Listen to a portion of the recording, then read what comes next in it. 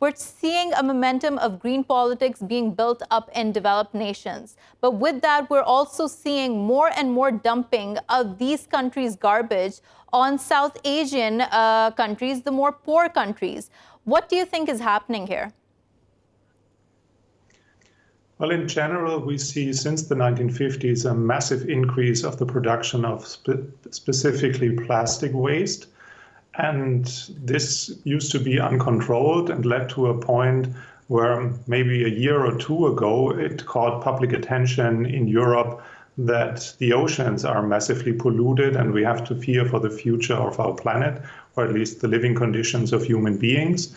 And that reached the democratic debate, and international organizations like the Basel Convention have been established to discuss what can be done on a global level to ban uncontrolled transport of garbage that pollute the whole planet. Right. But this trend of exporting garbage, what do you think is behind that? What system is in place to do this? Is it because developed nations cannot process their own waste? Well, it seems as if the type of waste is the problem. We are pretty good in recycling glass. We are pretty good in recycling paper. But the recycling of plastic and other forms of toxic waste and electronic waste is still far from ideal. And so there are some incentives to externalize the problem and sign deals with countries like with China in the past.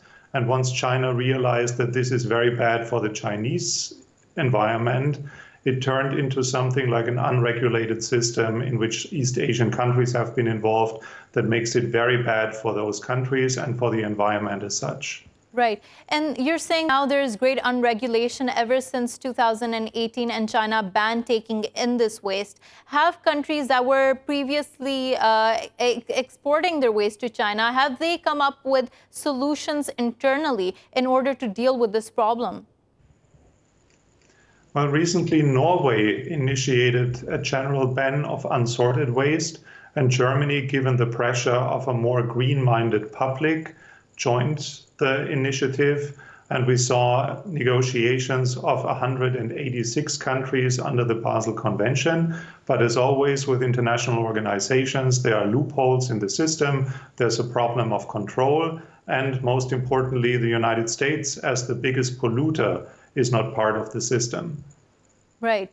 And that does definitely show a huge problem in the system when the United States, who has one of the largest productions of plastics, does not want to be involved in any conventions or treaties which are aimed to reducing this issue.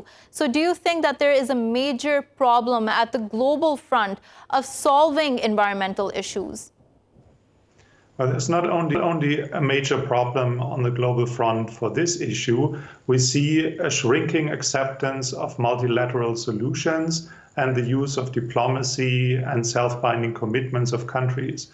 While without any system of global governance, we will not face the challenges of the 21st century. And this is only one very pressing one.